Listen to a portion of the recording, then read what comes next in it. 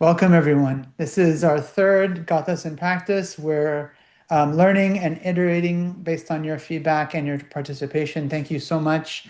Everyone can see my screen now, the slideshow up for Gathas in practice. Yeah. Awesome. Wonderful, wonderful. Okay, so to provide an introduction of why we're here today, I love starting every session with this great framework and explanation from the wonderful Dina McIntyre. The Gathas teach us a framework for self-realization and realization of the divine within. The Gathas are thought-provoking songs, and they teach us a timeless framework that enables our spiritual evolution and growth. To summarize, the main message here is that throughout our lives, we're confronted by choices. And we should use our minds and our hearts, all of our capacities, to search for the truth, Asha, for what is right and good in all aspects of our reality and for all existence. Asha, of course, means a lot more than truth, and we'll talk about that as we get into this.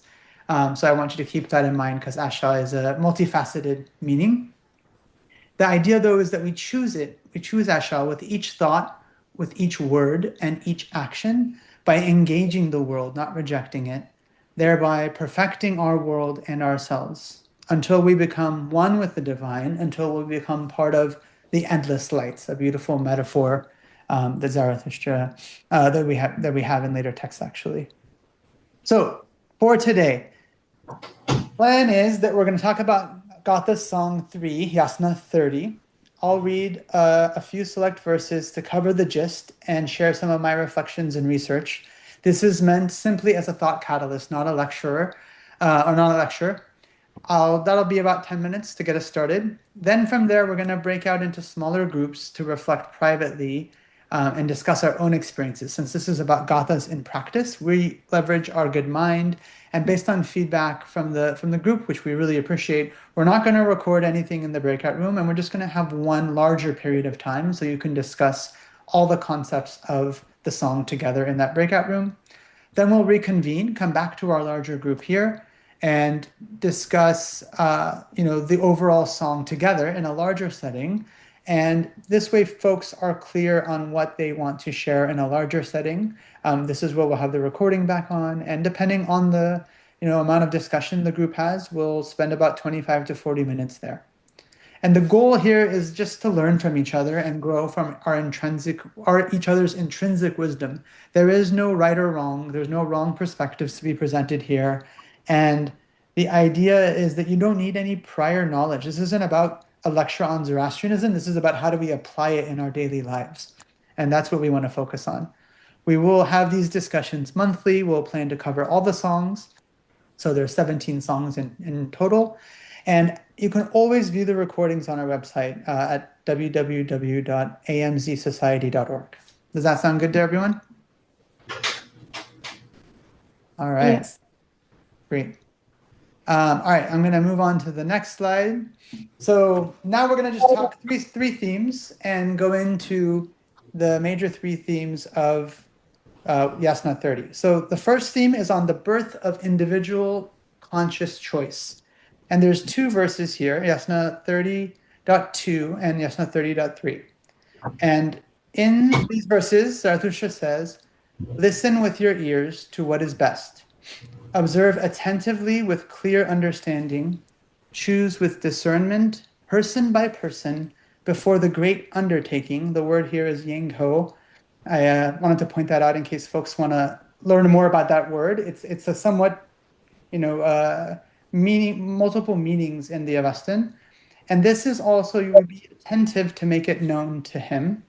There are two fundamental ways of being, Manyus, known as twins, the beneficial and the deficient, expressed in thought, word, and deed.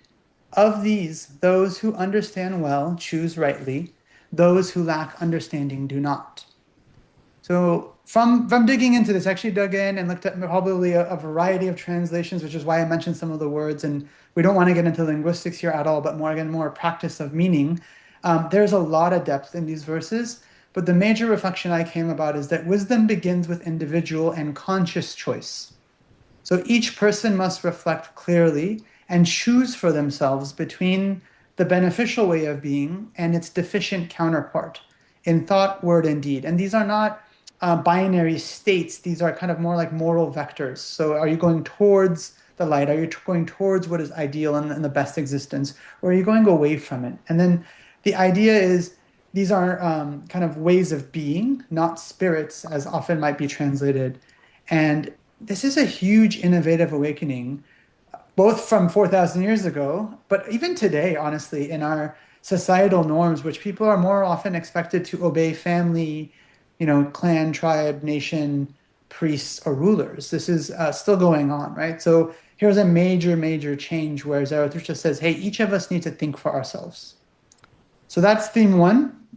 I'm going to now talk about theme 2 and theme 3, and we'll get into our discussion. So theme 2 is about life and not life as ways of being. We also have 2 verses here, Yasna 30.4 and Yasna 30.8.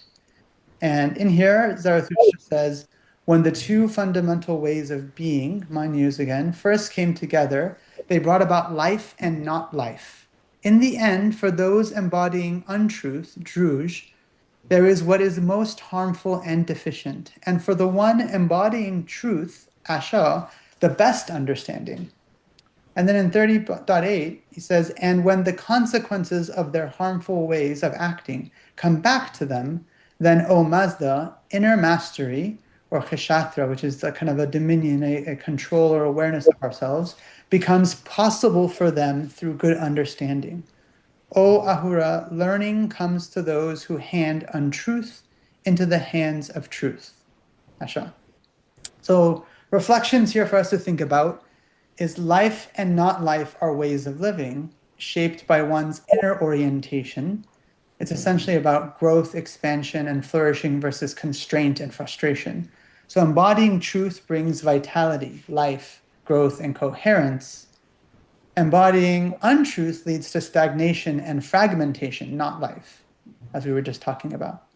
Through understanding, awareness, and inner mastery, that kshatra, untruth can be given over to truth. And this is how we grow, and this is how we live. So that awareness is a key point here in theme 2. And moving on to theme 3, the last one. This is the purpose, and I think this is profound. And I forgot to mention this earlier, but Yasna 30 is really one of my favorite songs in the Gathas, and it really does lay this amazing ethical framework for how Zarathustra presents, our existence. And this stands out as the purpose is making life fresh. So 30.9 says, and so may we be among those who make existence fresh and flourishing. Perashem is the word. O Mazda and you Ahuras, through support and truth, so that thought becomes gathered and coherent, where insight is at home. So a lot of this is leaving the natural poetry of his language. This is a very, very literal translation. And kind of want to emphasize 2 points. One is that it's through support and truth. We're not left to just seek things on our own, but we will have support both from each other and from the wisdom within. So the purpose of life is renewal and growth. Zarathustra calls us to participate in making existence fresh and flourishing for here and now. We're living in truth and mutual support. This is one reason why we have this time together, for us to learn from each other and to support each other. And this is where our thinking becomes coherent and unified, allowing insight to take root and feel naturally at home. So the idea is that insight is the result naturally of our experiences in life, and that when we reflect, we learn about them, which is what we want to do today, is reflect about our lives and how we can learn. So in this way, life is continually renewed, not by force, but through conscious participation. This is a lived responsibility and an ongoing possibility for growth. So this purpose is ever fresh and ever relevant for all humankind. So these are kind of the 3 highlighted themes that I wanted to put out there as a thought catalyst. I think we're right on time, taking about 10 minutes. So now we want to break into smaller groups, and I'll set up breakout rooms. If folks have used this before on Zoom, it's a feature. It will pop up and ask you to join the breakout room. Please go ahead and click yes. And we'll have about 25 minutes, so you can, and you'll get a little bit of a heads up when the breakout room is ending soon. So go ahead and take your time in your discussions. I would recommend taking a screenshot of this screen right now so that you have the questions to use in your breakout rooms. But we're going to discuss these three questions in your groups, the three themes with these questions. So for the birth of individual conscious choice, we want to talk about what are parts in my life where I am reacting from habit, fear, or inherited expectation, which is the norm that Zarathushtra encourages us to break, and choose consciously for myself instead. So please think about that. The second one is around life and not life as a way of being. Where in my life do I experience vitality, growth, and coherence? And where do I feel stagnation or fragmentation? What inner orientation or habits might be shaping those ways of living? So please consider that. And the third theme around purpose of making life fresh. Where in my life am I helping to make life fresh for myself, for others, or for the world around me? What forms of truth, support, or companionship would renewal require here and now? All right, I'm going to stop recording now. All right, welcome back, everyone. Thank you so much for all your active participation. It was really fun moving through the breakout rooms and seeing all the wisdom being shared.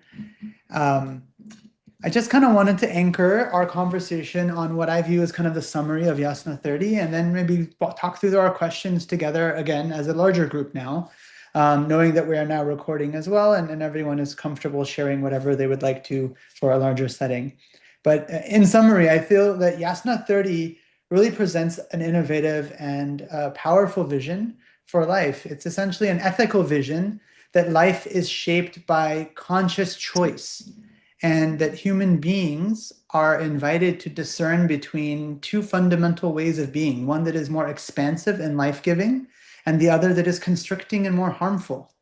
It's not good and evil as maybe other viewpoints might present this. I think it's more nuanced than that, and there are more like these vectors we're talking about, and that truth or asha is realized through lived action and understanding, and untruth then is robbed of its substance, or it kind of is collapses when it's no longer enacted, right? So the more that we become aware of our choices and choose truth or choose what is best and right, then wisdom grows itself. And this is as wisdom grows through real engagement with life, not through, either submission or following commandments or kind of withdrawing, but by engaging with life, we learn from everything we do without fear, without worry. And this radiant, beautiful joy, we call it ushta, naturally arises from alignment with that reality as we kind of learn. It doesn't mean it's easy. And I'll just emphasize that it's not easy. We go through a lot of challenges in our lives, but that leads us to growth. And I think if anyone's taught me this, it's the amazing Dina McIntyre who's here with us. But like, I think her work and her writings really, really do highlight this, that we are going through things but we can learn from them, which is amazing and powerful. So I will leave that as a thought catalyst, just summarizing everything we just said, and bring us back to the first question, which are, what are parts in my life where I feel like I'm reacting from habit, fear, or inherited expectation, versus choosing consciously for myself? And feel free to focus on either of them. And if you'd rather speak in a more abstract rather than the personal, I think that's okay as well, especially now that we're recording. But the thinking is, think about your lived experience. Think about your practice in daily life. That's what this message is about. It's not dogmatic, as we've all discussed already. It's about how do we live and learn from each other and make life better. So would like to leave it open. Please raise your hand if you would like to say something. And I will we'll pass along. Kenneth, yes, please go ahead. Yes, it's kind of interesting because we all have habits. It wasn't necessarily saying habits or fear or expectations. It wasn't necessarily saying that it was good or bad, but I think it was saying that you don't want your habit to make decisions for you in your life. Yeah. And we could choose our habits. habit I choose is coffee in the morning. Uh, you know, coffee and John Coltrane in the morning. I play a John Coltrane record while I'm drinking coffee every morning. Uh, you know, just because it puts me in a mood. Um, However, sometimes I could find myself in life where maybe I'm craving sugar. And there's nothing good for you about sugar, like there's nothing sustaining about it. At least coffee's a strong antioxidant. So, I'll have my coffee without the sugar, because at least I get the antioxidant without some of the more harmful stuff. So, Absolutely. There's folks leaving comments in the chat as well, so feel free to do that. Thank you, Kenneth, for kicking us off. And raise your hand. I think we have Ash next, and I think your comment in the chat was already amazing as well. But please go ahead, go for it. Thank you, Navi John. I recently took some time off from the group. I haven't really connected to the Zoroastrian community within a year, so it's good to be back, and it's good to see you all. I mean, it's been a lot of these groups have been like no more than 8 people, and now they're like over 30 of us in here. So I'm just surprised at how well the message is resonating. So while I took some time off, I started to study this kind of spiritual technology, if you will, called Kabbalah. And I've been really interested in the relationship between Kabbalah and Zoroastrianism. And I think Kabbalah not completely derives from Zoroastrianism, but from what I've been reading, there are a lot of influential elements that come from Zoroastrianism. And I'm not sure if this is clear within the Gathas or any of the Zoroastrian texts, but one idea is that reaction versus responding. And so it's this whole idea is Ahura Mazda responsive, or is Ahura Mazda reactive? And what can we do to become like Ahura Mazda? What can we do to become more responsive than reactive? Because that's probably one of the most difficult skills for us to develop. And so one of the major tools I've been really kind of refining is meditation. And so, I mean, kind of life is in a way kind of designed to throw everything, including the kitchen sink, at you to see if you're going to react. And I believe, from what I've learned from Kabbalah, is if we can respond and say this is a good thing, that there is only good, that we can see the good in the silver lining, because even within druj or untruth or chaos, there's a sense of order. And I think we actually have to develop our consciousness such that we can begin to see the good in these things. And when we can see the good in everything, we can become grounded and level, and thus not react. And so I think that's a really crucial skill for us to develop as followers of the Gathas of Zoroastrianism. And I will end it right there. Thank you.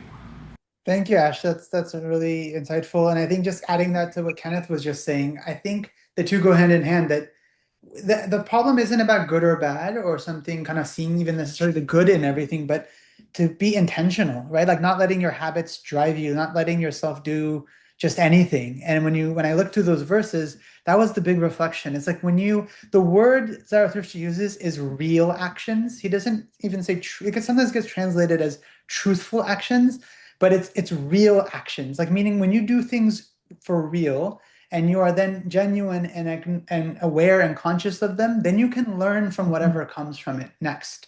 Good or bad, painful, harmful, or joyful, we can learn and grow, and that makes life so powerful, right? It's an opportunity for growth. But that was a huge insight for me from both of your comments as well, that this is more about that growth. Oh, Dolly, did you want to say something? Oh, okay, maybe not. All right. Go ahead, someone. No, I was just, I really liked what Ash said, and it's so true. And Kenneth was also talking about the habits that we're choosing, and it's a mental habit. Like habits is not only what we're doing, we can train our minds to have a habit. So as he was talking about, if we train our minds into being more responsive and see the good in things, everything, we won't be as reactive. Because if someone's acting a certain way, we need to train our minds that this person might have a bad day, something might going on that we don't know about, or try to think maybe from the other person's perspective, and it will be less harmful, like for our body, to be reactive. Because when we're mad, our cortisol goes up, our body reacts, and it's just bad for us and like the situation. So it's a very important habit to try to develop for ourselves, to just see the good in everything, and even like in the small things that we do in every day, to just appreciate life as well, generally. So it's very Yeah, I love important. that. Like gratitude as a practice. That makes a lot of sense. Absolutely. Farhad, please, you had your hand up. Please, we'd love to hear your thoughts. Thank you, Navid. Hello, everyone.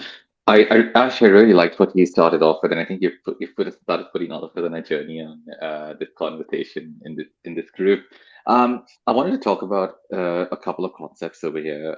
In the last break, everyone was talking about my personal journey as well in terms of habits and being at the intersection of conscious choices in my life, but a lot of things are changing at the moment. However, talking about consciousness and talking about day-to-day life, like Jasmine also just touched on, I wanted to talk about a very simple concept that we have in our teachings, which is Asha. So, from what I've studied about Asha, Asha is about, we say, truth, righteousness, and most importantly, harmony. And so, I think when we talk about consciousness and habits, one of the really important things, the way I see it, and I like to teach, is when I am interacting with someone, or if I'm doing something in my life, is this habit going to increase Asha between us, or is it going to decrease it? And I think that's a very nice, conscious way of thinking about things in life, in general as well. Say if you care about the environment, what I'm doing right now, is that going to increase Asha between me and my planet and the environment, or is what I'm going to do reduce Asha? When you reduce Asha, you have climate change, you have problems happening. When you increase Asha, you see Flashaketa, you see refreshness in life and things improving. So in our habits, when we are setting up habits in our life, we need to try. And I know it's very hard. I myself, I like to talk about this, but in my own life, very often I look back and I'm like, nah, that wasn't a great habit to set up, or that wasn't something great to do. But it's just good to have the back of our minds, like, is what I'm doing going to increase Asha or harmony between me, and not just me, but me and others around me, and what's happening over here? Because something might increase harmony between your habit, might increase harmony between you and something else. Say you're going to the gym a lot, it increases the harmony between you and your body, you turn really fit. But if you're doing it at the cost of, say, your partner having to do 3 times the work, clean the house, do all the cooking, look after the kids, and do everything, you're actually decreasing Asha between you and your partner. So is that then the right thing to do? So it's about looking at your habits from a holistic point of view and saying, is the harmony or Asha between me and my surroundings going to increase by doing this action, or is it going to decrease by doing this action? And putting that at the back of our minds, I believe, would really, really help us in forming our habits in a really good way. Because at the end of the day, Asha or righteousness is all about balance, and the most beautiful form of balance is harmony. And so yeah, that's my little 2 cents. So yeah, thank you. I love that. Thank you, Farhad. That's very insightful, and I think I think this resonates strongly for me. That Asha has a lot to do with harmony, and that's why I think the framework we talked about earlier from Dina around choices, all of that is basically in relation to Asha, as you said, and seeking that harmony. And one quick thought I had is just like even our wedding vows, right? Like essentially emphasizes this as Zoroastrians, that you're a man and a wife or husband and wife are looking to win each other over daily, but through Asha, like you said, like not to dominate the other, but to find that harmonious balance. And I think that is what we're seeking for all existence, because that is part of the definition as well. So that's very well said. Maybe moving us along as a perfect segue is the second topic around life and not life, right? I think, again, Asha being the fundamental, kind of concept here underlying it.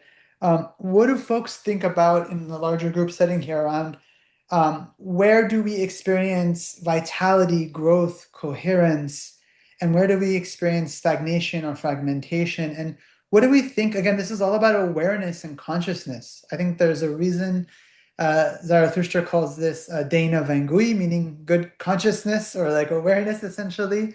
But what do we think is behind those kind of experiences we go through? Like, what are some reflections? What is the thing behind it that builds our awareness? Are there any thoughts that come to mind for the group?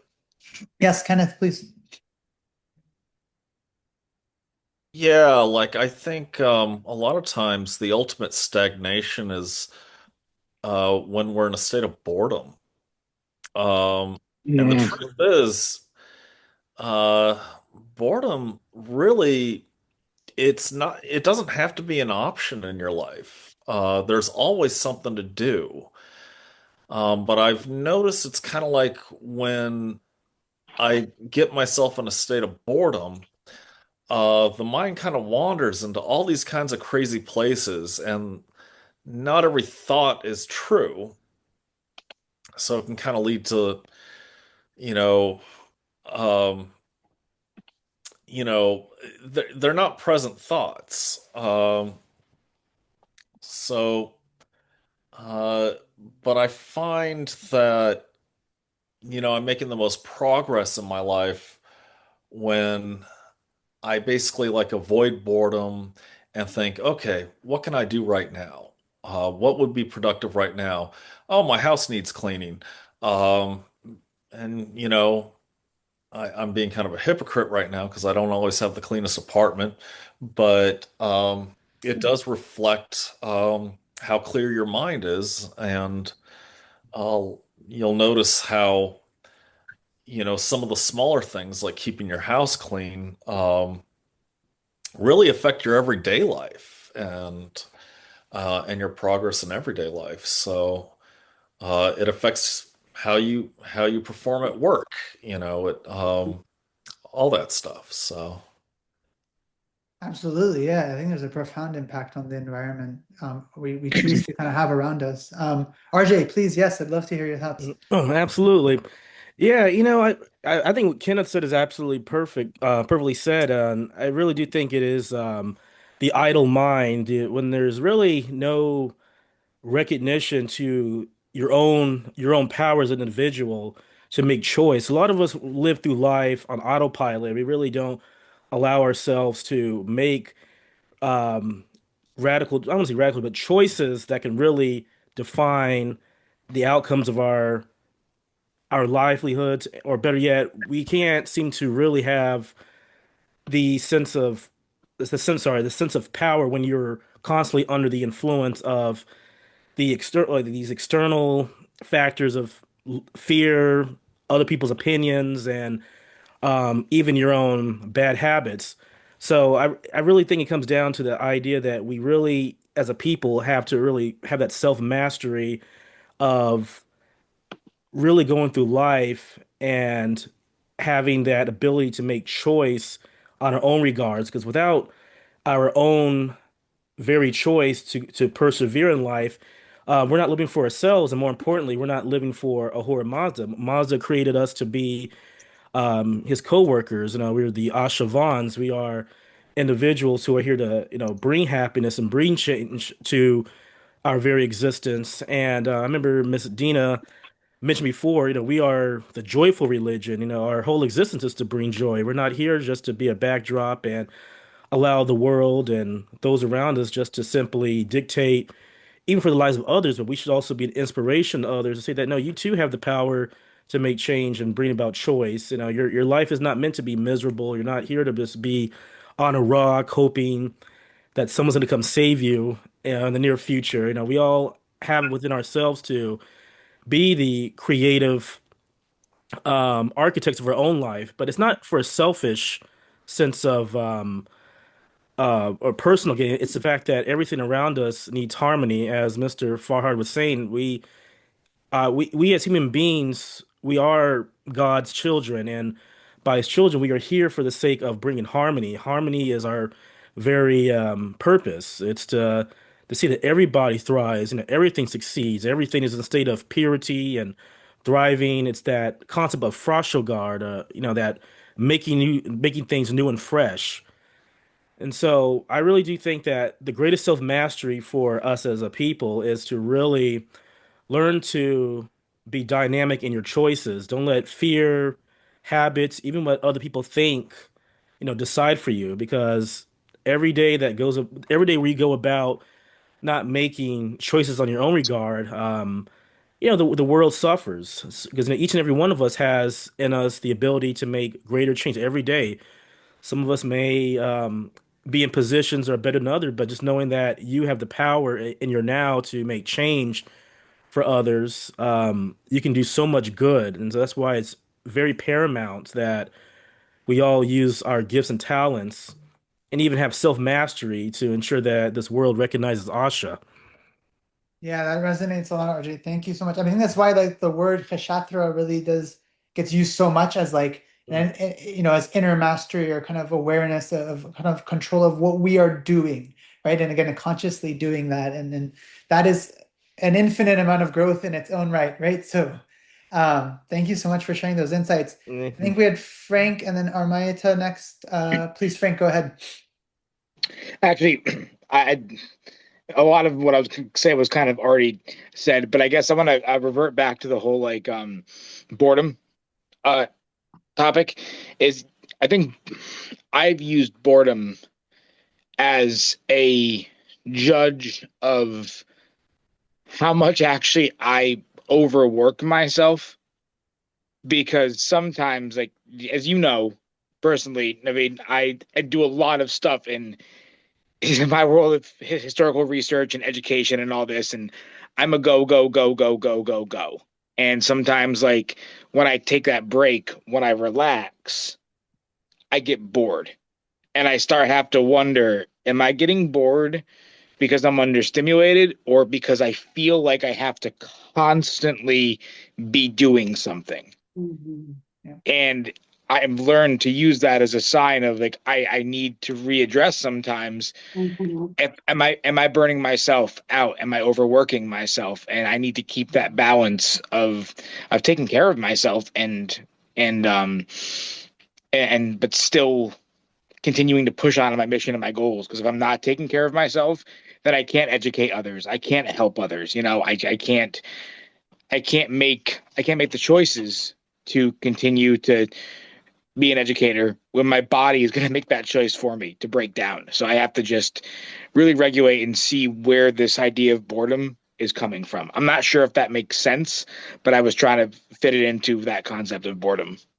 No, it very much makes sense. I mean, again, the whole idea here is we're not being told what to do, what not to do, what is good, what is bad. Again, I think that gets translated sometimes. It's about awareness of like, was that your intention and where were you trying to go? So I think very, very helpful to hear your lived experience. Thank you, Frank. Armaita, I'm so Yeah. happy you raised your hand. I was going to highlight your comment because the way you framed it in the chat really resonated with me around don't let our habits decide for us, because that was a reframe that really clicked. But I'd love to hear your thoughts, please. Oh, well, yeah, well, Kenneth said something very, very similar, and that just totally hit the spot for me. That was great, and I'm definitely going to carry that with me into today and this week. I was just thinking of, I'm glad we brought the topic back to boredom as well, because I think it's so interesting how we find ourselves bored, right? Theoretically, there's so much to do all the time. There's so much that can be done. I think that our thoughts can serve as a great source of entertainment for us. And that sometimes we'd rather be entertained than, go and do something productive and of positive consequence for ourselves or for others. Sometimes we can revert to using our thoughts as like a sort of entertainment or escapist thing. Not to say there's anything wrong with daydreaming or reflection or introspection or anything like that. But I think it goes back to what we were talking about earlier with the power of intention and intentionality and setting intentions for your thoughts. If you're going to be using that time thinking, or at least, bounds, can be very powerful for the kind of energy you want to create, for the messages you want to send to yourself. I think thinking with intentionality is underrated. Very well said. Thank you so much. We have Mr. Rebi next, had his hand up. Please. Oh, I think you're muted. Let me try to unmute you. There you Okay. go. Can you hear me now? Perfect. Thank you. Please. Okay. So I want to look at that another angle and go to Yasna 30 verses 4 and looking for the words that we translated to life and not life. The word that we translated to life is ga'em, and the word that we translated not life is ajia itim. And I look at the scholars that wrote about these two words, Professor Mills, Dr. Tara Purwala, Bartolome, and the others. And most of them, or all of them at least that I read about them, they said that there is a reason that these two words are not related. They said that Zarathustra can easily use the word agaim for not life or death or something like that. That is very common in Gatha, but he uses the word ajia itim. And when these scholars went through to find out what is the root of ajia itim, they find out something that it was interesting for me, and many people said it today. So we should translate these two words as a productive or effective life and non-productive or non-effective life. And when we are talking about effective life or efficient life, and not efficient life means that when we are not spending our life, or when we are not spending our time to grow up, to evolve. So because that's the final point and that's the final goal. So if I don't do anything that it doesn't help my soul or my urvan to grow up, so it's waste of time. It's waste of the oxygen. It's waste of everything that I'm using right now. And this is that they call it agility. Thank you so much. Thank you, Mr. Rebi. That's very well said. And I think that's what we tried to gloss over in our context, right? As I think not life is really just this metaphor for kind of constriction or stagnation or frustration, like not progressing, not creating, as you said, exactly very much. I don't think it means literal death, which is a different word, right? We have amaratat in other words, like, right? Like, but I think that's exactly spot on. And I think this is why sitting and just reading the words won't mean everything if we don't talk about them. And I think that's why having these discussion groups, I'm so grateful to all of you. We learn so much every time we have these discussions. Jay, I wanted to just check in. I think you had your hand up earlier. Did you still want to make a comment or a question, or? I kind of put it in the text, but I was just thinking about how it's about being curious and trying to grow and change.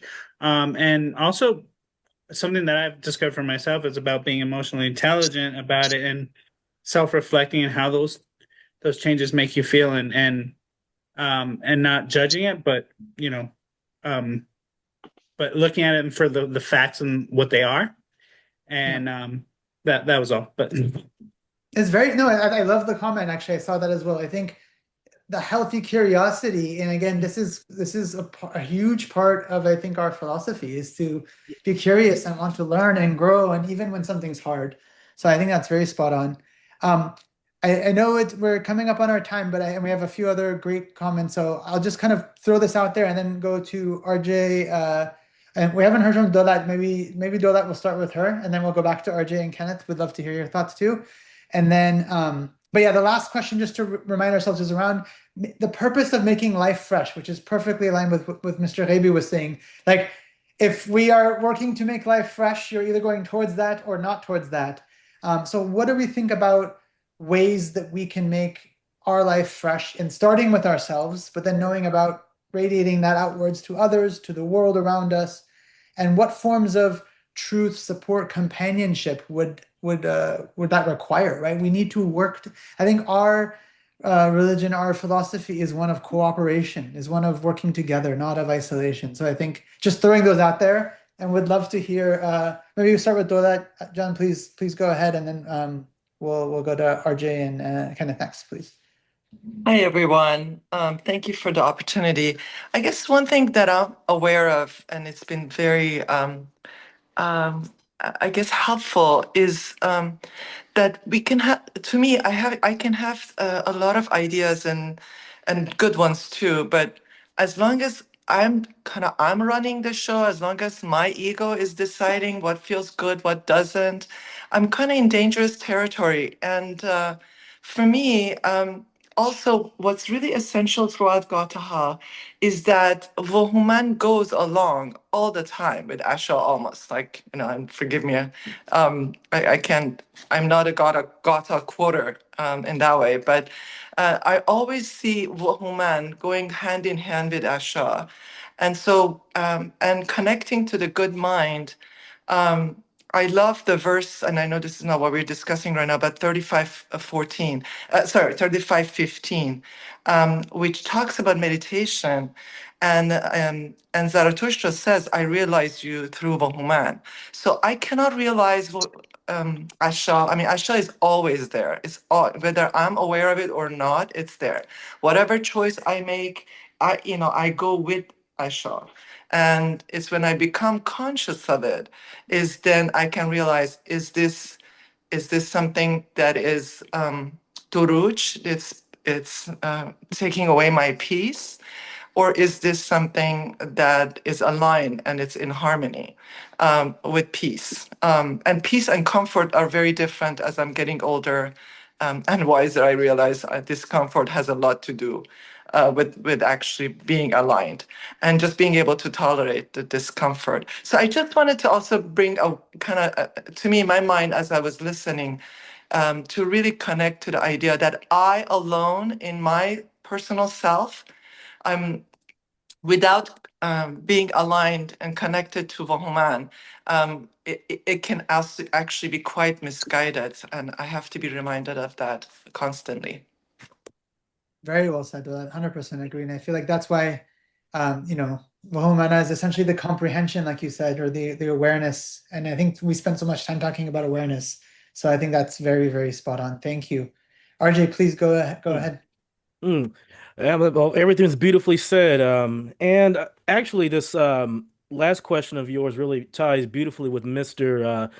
Gaby's perspective, and that is about evolution, about constantly changing yourself, and not just change yourself for your own personal gain, for financial and other self, I won't say selfish issues, but for your issues of self gain. But it's really all about you becoming your better self, because when you become your better self, you're allowing yourself to really be a light to others, an inspiration to others, and you really play that role of making life fresh.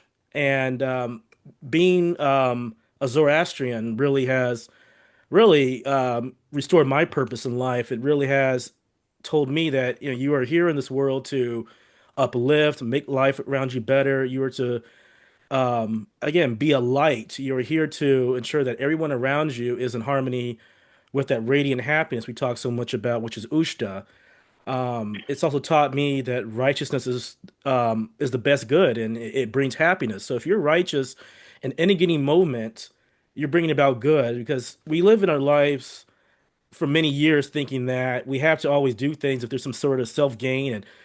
And even when you don't really have that spirit of vohumana, ash in your hearts, I'm not saying people are inherently evil, but you really don't have this incentive of you to really want to be just. You always feel like your life is all about survival and finding ways you can to get through life with your own sense of with your own sense of superiority. But Zoroastrianism is, the key that really teaches you to be your better self, to go forth in life having a sense of purpose, of uplifting. And once you do that, once you uplift people around you, you see that there's life, and you see that there's a sense of not only beauty, but people have trust in you. People are optimistic. People actually have a sense of wanting to continue and see life in a sense of betterment. Because our world today is a result of people not doing right by the fellow man. People only doing good when it's when it's transactional, or when there's a sense of gain from it. Nobody wants to do good because it's good, but when you have the perspective of wanting to uplift your fellow man simply because it's good, you bring light, you bring purity, you make everything so refreshed. And by you again being your best self, evolving in the spirit of Ashram Vohumana, you really again train yourself to being a responsible person. You become made in what the image of Mazda intended. That is to be the uplifting co-worker and that light that spreads joy and that really brings nothing but a sense of well, you basically are just a key factor of uplifting people. And when you uplift, things get better. When you don't uplift, people are constantly fearful, pessimistic, they have no trust, and that really leads to stagnation. And so when you have, again, your own perspective of being a force of light, that's what blossoms everything. Very well said, RJ. Thank you so much. Kenneth, would you like to share? Maybe we'll have time for like maybe one more comment after that, and then we can wrap up. I feel like I could do this all day long, though. It's pretty amazing. Kenneth, you're muted right now. I just wanted to say that I think we have to remember that the difference between Zoroastrianism and some other religions like the Abrahamic faiths, or even to a degree Buddhism, and I mean no disrespect to Buddhism, um, is that we are world affirming. We are a world affirming religion. We focus on how to make this life better. Our focus is not about rewards in the afterlife or um, attaining nirvana, but about making this world as close to paradise as possible. Very well said. Yeah, it's all about us co-creating and working together to make this existence better, right? And I think that is what's profound and very much worth our efforts and our cooperation. Frank, yes, please go ahead. Sorry. Wow. All right, I can breathe. So what I think I want to circle back to is the keeping things fresh aspect and stagnation, right? I am so glad that I found this faith because I have never been about staying the same. I've always in a way have said I hope that this one version of me dies every couple years and a new version of me comes out, because stagnation to me is how you absolutely destroy your growth as a person. And this faith is all about also acceptance and tolerance as well. And that's something that I am so glad that I've become more in my life, is way more acceptant, way more tolerant, way more actually able to listen to people. To now, when I say good thoughts, that includes thoughts that not everyone's out to get me. Not everyone is here to do bad. Not everyone is here to do bad things to me. And if I listen, who knows what I'm going to learn, and then I'm going to grow. If there's something they say that I don't like, well, then I don't take that part. But if they say something that I do like and does resonate, then that part comes with me and I continue to grow.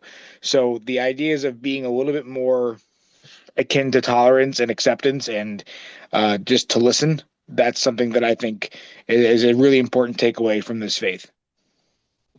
Very well said. Thank you so much. Appreciate it, Frank. Prince Amir, would you like to do the last comment and we'll close up for today? Thank you so much. Yeah, like I've been listening to everybody saying stuff, but I don't like everyone saying like the good stuff about having good thoughts and good words, but it's also about taking in the bad stuff as well. It's not so much good will always be good, and good is always easy.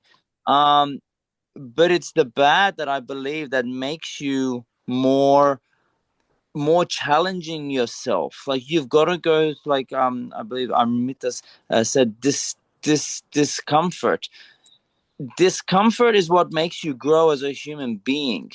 It's like if everything is joyful and everything is good all the time, you're never challenged as a human being to be able to challenge yourself to have good thoughts, to have good words, to have good deeds. Like like I've gone through a lot of hardship, and I've found that going through hardship, going through bad stuff, is the whole purpose of you growing, becoming wiser, making good decisions to not go down that road again. It's like I believe that part of finding Asha is going through darkness, is by going through darkness and trying to find the light, trying to find the truth within the darkness, which ultimately gives you a stronger mind. It's about challenging your mind more than anything, and like having groups like this where you're able to, I mean, I didn't have these groups. I've had to mentally find the good within myself to be able to overcome the demons, which then has led me to be better, has led me to help others, that what they're going through in their life. Like Farhad knows me well, but like these last probably 5-10 years of my life, it's really been challenging. And to find peace, you have to go through discomfort to understand what peace is. You can't just go, oh, I'm just going to be peaceful. I'm just going to be peaceful. What is peaceful? Right? Like you can't have light without darkness, and you can't have darkness without light. So Very well said. Thank you, Amir. That's that. great. Yeah, very beautifully said. Jay, okay, one last comment. I know he said, but please go for it.